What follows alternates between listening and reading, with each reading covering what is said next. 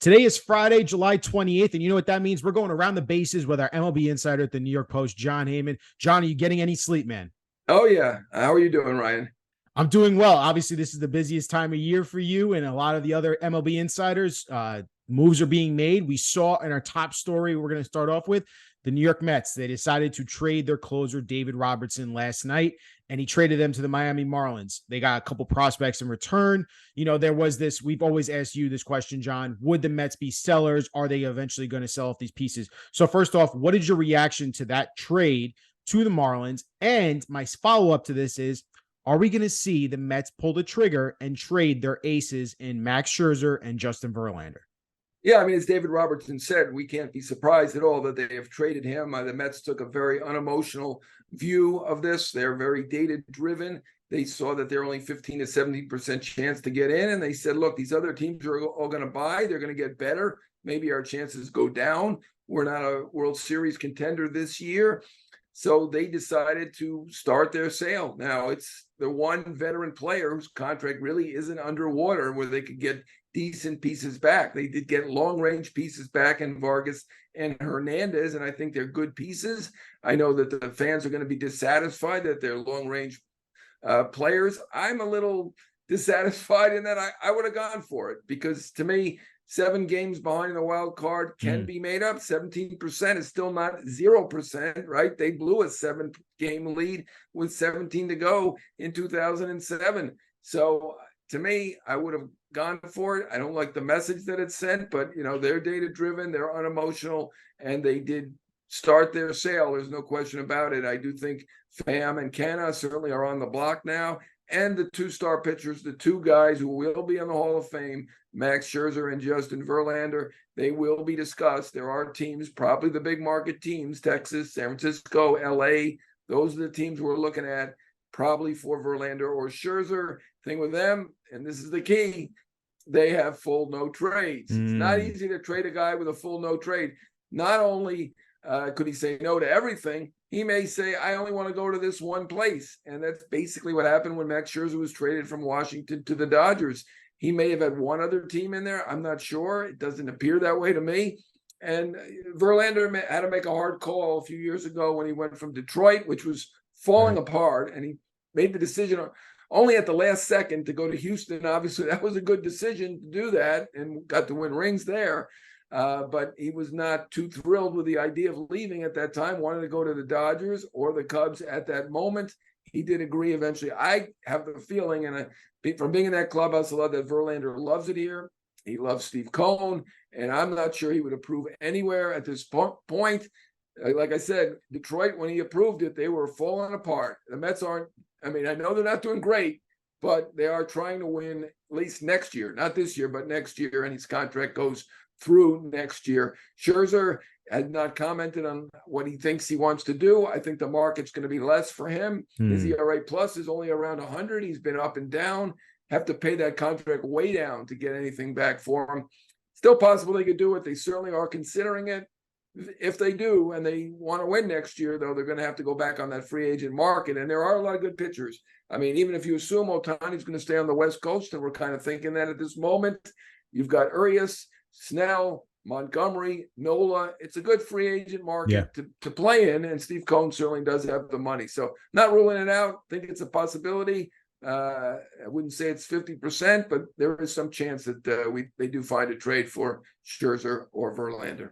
Okay, that's interesting you say that because, you know, obviously Scherzer does have that player option for next year too, which could be a little bit of a wrinkle in this as well. Like besides the no trade, which is already another wrinkle in this. So well, he's picking that up. I mean, you just count that as $43 million because he's certainly not opting out now when he's basically been an average pitcher. Average pitchers don't get paid $43 million. I'm sorry. I know they get paid well, not that well.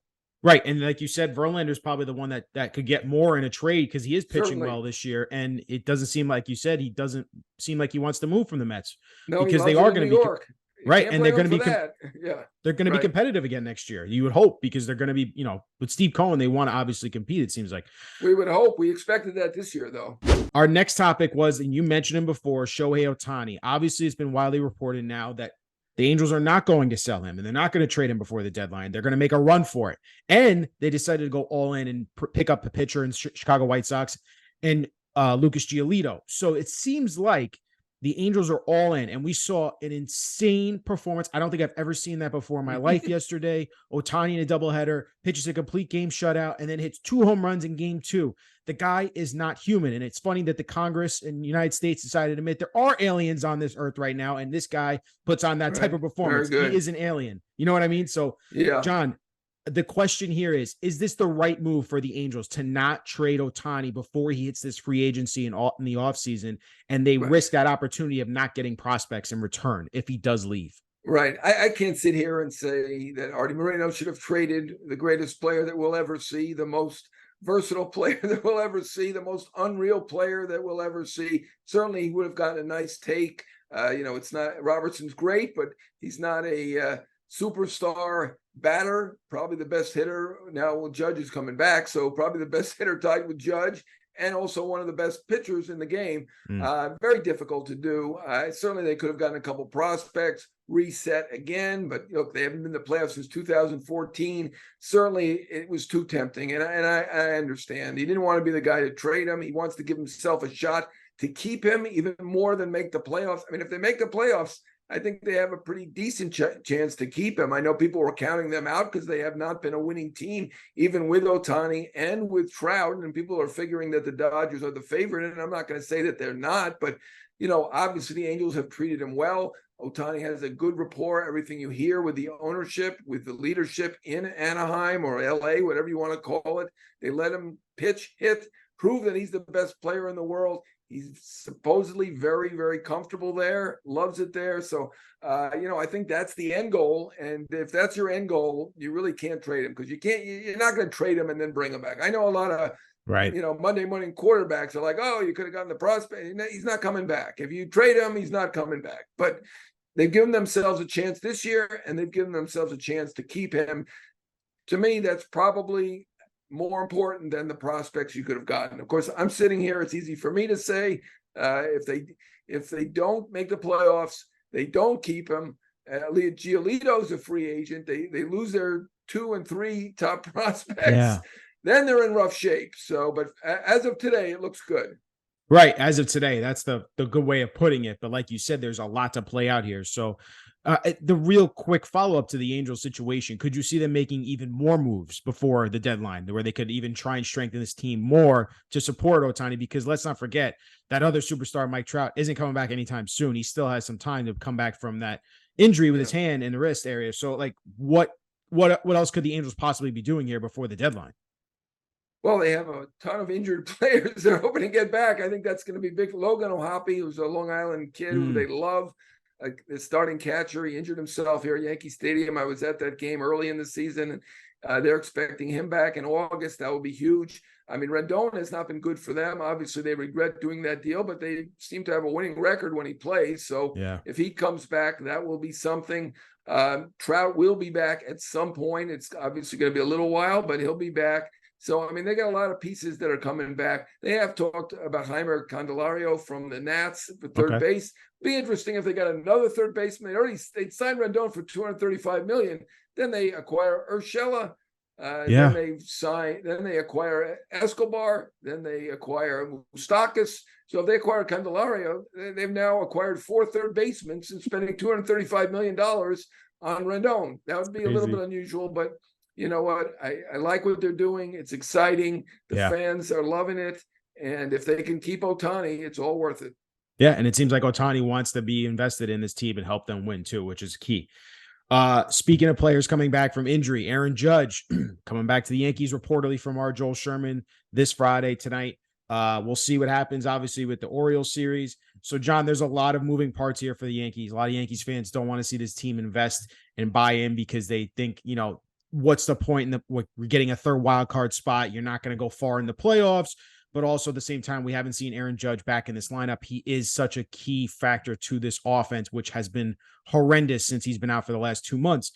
So the question I have for you with Aaron Judge in his return, would this be this weekend series against the Orioles, who are in first place in the AL East? Is this a key indicator for the front office to say, how they perform.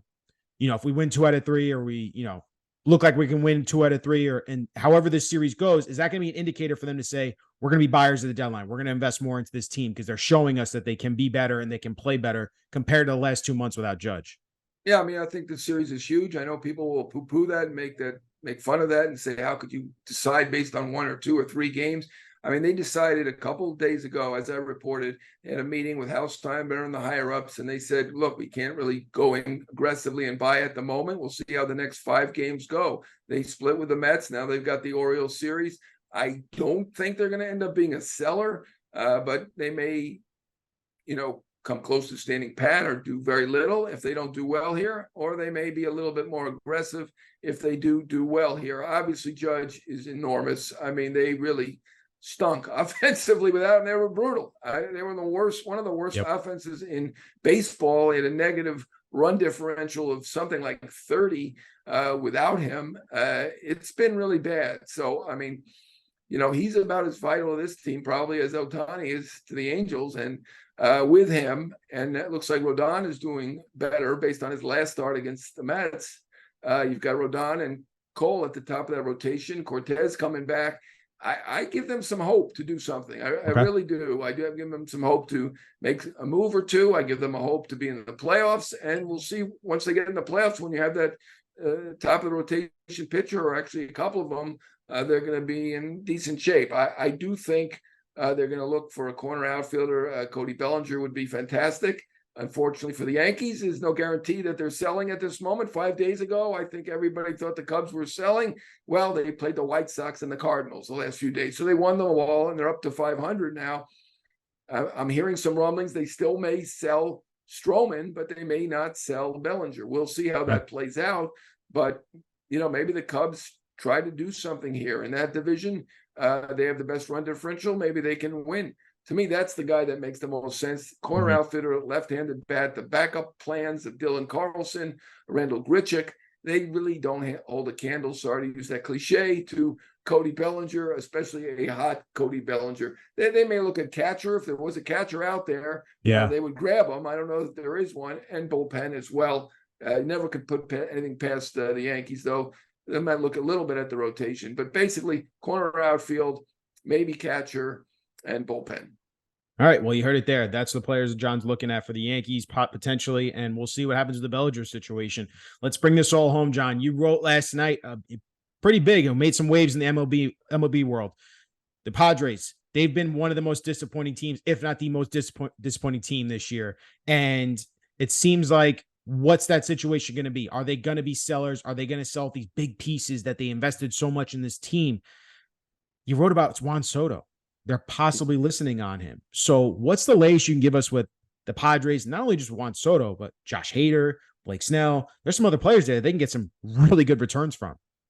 I mean, they're in an interesting situation, a situation they did not expect to be in, like the Mets. They're only a half game better than the Mets, but I think the Padres think more like me, like, let's go for it. It's easy for me to say it's not my money. I'm not taking a loss, but I think they're thinking more like me, and they're more likely not to sell. I don't see them as aggressive buyers when you're 5 games under, but they feel they can make up the 6.5 games that they're out at this moment. That could change this weekend, and they are listening in case it continues to go south. They have a plus 51 run differential. They have 6-18 record in 1-run games. They're at least 0-8 in extra inning games. So they've been, I know people criticize me for saying this, they've been unlucky. Certainly there's something wrong that they're losing all these 1-run games, especially when you have the best closer in baseball in Hader. It's a little crazy, but they certainly can make a case that they're a pretty good team. The Mets have a negative run differential. I get where they stand, although even in that case, I wouldn't have sold. To me, this is a more interesting decision because they have bigger pieces to sell. You could sell Hader and Snell. We're talking about the best closer in the game, and over the last month, arguably the best pitcher in the game in Snell, who's been fantastic, should have been an all-star. They could get a lot for those 2 rentals if they did decide to sell. So I think there's more chance that they sell on those 2 players than they do on Soto, but they are listening on Soto. They're listening on everybody, and you never know. I think they understand they're not going to be able to sign Soto long-term before he is a free agent.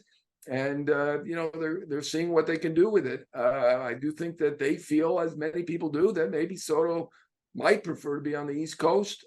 Not sure of that. Again, he's not giving it away to me or probably even to them, but certainly worth listening, worth thinking about. And it's an interesting decision because they've got more good pieces to sell between those three players than the Mets do, with all of their players really underwater in terms of their contract. So Right. It's an interesting decision, but I think it's more about their DNA, their mindset. They're go for it type people. They maybe will not go over the numbers quite as quickly, quite as thoroughly as Steve Cohen did with the Mets. And so that's why I still think that they're going to not sell, but it is interesting that they are listening on Hader and Snell and Soto. And there is an outside chance that they trade one or more of them, but more likely Snell and Hader.